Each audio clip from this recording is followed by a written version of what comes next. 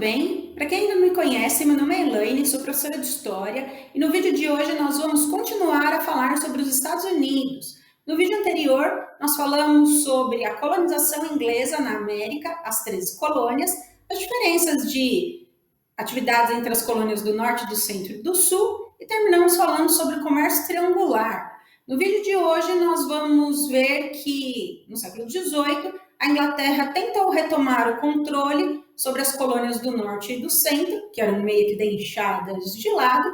Os problemas entre Inglaterra e os colonos começaram e levaram à luta pela independência dos Estados Unidos, que foi concretizada no ano de 1776. Então, vamos conferir como se deu essa independência. Bom, gente, lembra que eu falei para vocês, então, que as colônias do Centro e do Norte ficaram meio que esquecidas pela Inglaterra. Então, elas praticavam comércio triangular e outros comércios, né, no geral.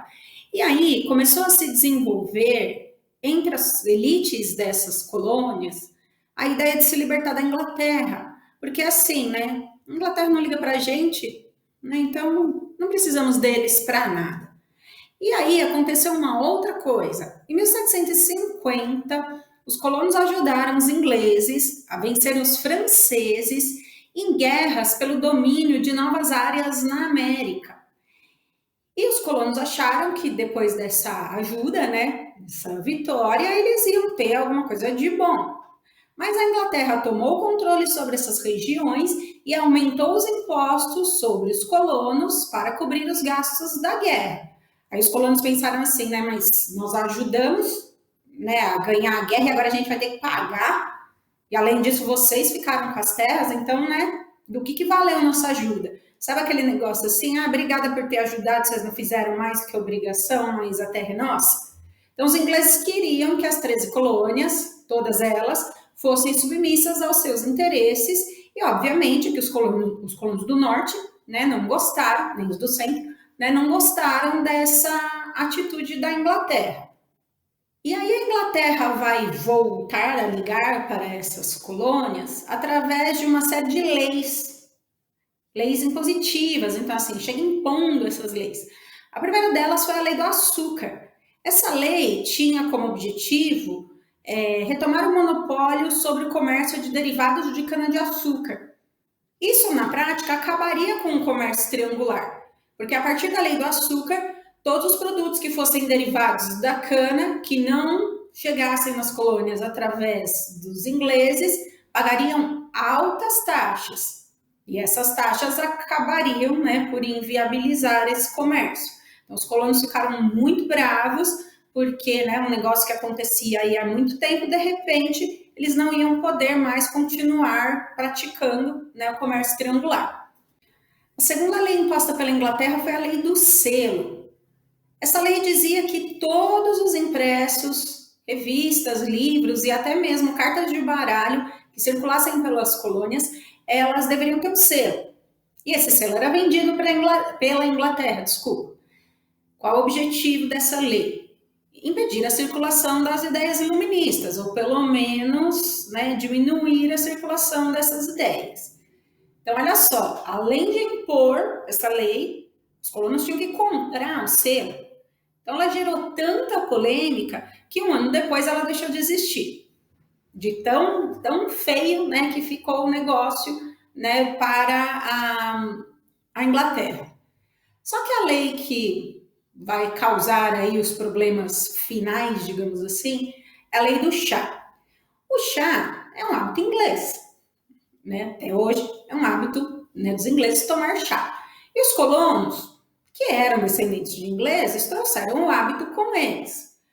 Os colonos comercializavam chá com um monte de gente, inclusive com a própria Inglaterra. Só que a partir da lei do chá de 1773, os colonos só poderiam comercializar o chá com a Companhia das Índias Orientais, que era uma companhia de comércio inglesa.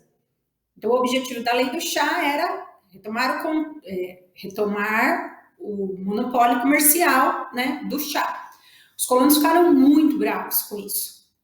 E aí eles ficaram sabendo que estava vindo da Inglaterra um grande carregamento de chá, e aí eles prepararam uma vingança, digamos assim. Quando chegou esse carregamento, com muitas caixas de chá, os colonos se disfarçaram de índios, invadiram os navios e jogaram todo o carregamento de chá no mar. Não sobrou uma folhinha de chá para contar a história. Esse acontecimento ficou conhecido como a Festa do Chá de Boston, de 1773. A Inglaterra reagiu, determinando o fechamento do porto de Boston e a ocupação militar da colônia de Massachusetts pelos ingleses. E com isso, os colonos decidiram que assim, agora não tem mais conversa, agora é guerra. Vamos começar a nos organizar para poder iniciar as lutas pela independência. Então assim, chega, acabou, não tem mais conversa com os ingleses. Essa luta teve início em 1775 e os colonos acabaram recebendo ajuda do rei Luís XVI da França. Luís XVI mandou tropas para as colônias porque ele tinha problemas com a Inglaterra, rivalidade entre França e a Inglaterra, e aí ele decidiu dar uma ajudinha aí para os colonos, né? A ajuda não quer demais, né? Os colonos pediram, talvez nem tenham pedido, mas enfim, né?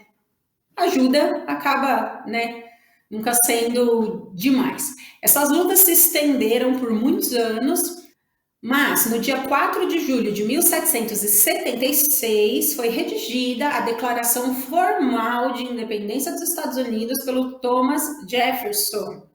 Essa declaração que foi inspirada nas ideias iluministas. Por isso que 4 de julho é feriado nos Estados Unidos até hoje, é a comemoração do Dia da Independência. Os colonos utilizaram na sua luta pela independência o princípio de legítimo direito de rebelião contra a tirania, que nós falamos quando vimos as ideias de John Locke e Rousseau. Lembra, se o governante não cumprisse com o combinado, seria legítima uma rebelião para tirá-lo do poder. Os Estados Unidos se tornaram o primeiro país da América a se libertar da sua metrópole europeia. Então agora, é um país novo, que não seguia mais as leis inglesas. Precisamos organizar o nosso país politicamente. Então, que forma de governo terá, a Constituição, que é o conjunto de leis do país. Então, tinha bastante coisa, né, aí para ser resolvida. Em 1787, a Constituição dos Estados Unidos ficou pronta. Constituição essa baseada nas ideias iluministas, que tem um artigo dela, que eles chamam de emenda, muito importante, que fala sobre a liberdade de expressão. Não sei se vocês já devem ter visto vários filmes, séries, que falam de julgamentos, que eles sempre falam dessa emenda, né, da liberdade de expressão. Decidiu-se pela República, um regime de governo, uma república federativa, composta por estados, né, que compõem uma federação. Poder dividido em três, como Montesquieu criou no século XVIII. Executivo, Legislativo e Judiciário. O poder legislativo, que é a Câmara dos Deputados e o Senado, se reúne no Capitólio, que fica em Washington, que é a capital dos Estados Unidos. O poder executivo, que é o presidente da República, ele trabalha e mora na Casa Branca, também em Washington. E o órgão máximo do judiciário nos Estados Unidos é a Suprema Corte, cujo prédio também fica, né, na cidade de Washington. Só que essa liberdade, a igualdade de todos perante a lei, na prática não funcionou muito bem. Os direitos foram negados aos escravizados, aos seus descendentes, aos indígenas, que tiveram suas terras invadidas e saqueadas, principalmente durante a marcha para o oeste. As mulheres também não tiveram seus direitos garantidos, só conquistaram o direito de voto em 1920. E apesar da escravidão ter sido abolida em 1863, a discriminação racial continuou, como mostra essa foto. Está dividindo os bebedouros, então um bebedouro para pessoas brancas e um bebedouro para pessoas de cor, como está escrito aí no cartaz. A questão racial nos Estados Unidos ainda é um problema muito sério nos dias de hoje. De qualquer forma, os Estados Unidos foram o primeiro país então a se libertar da sua metrópole europeia e a sua independência ela influenciou muitos outros movimentos, não só na América, mas também na Europa. Foi um movimento inovador, do ponto de vista político, porque nós estamos falando do século XVIII, onde os países europeus ainda eram monarquias, muitas absolutistas, outras não mais. O exemplo da implantação da República foi muito importante, né, para a vida política da América e da Europa como um todo. Voltaremos a falar da independência dos Estados Unidos ainda em outros momentos, inclusive da história do Brasil. Espero que você tenha gostado do vídeo, que ele tenha te ajudado. Se você ficou com alguma dúvida, deixa um comentário aqui embaixo. Não se esqueça também de curtir e compartilhar o vídeo, de se inscrever no canal e ativar o sininho para não perder nenhuma novidade. Eu vou deixar como tela final a parte 1 do vídeo, caso você ainda não tenha visto ou tenha ficado com alguma dúvida, tá bom?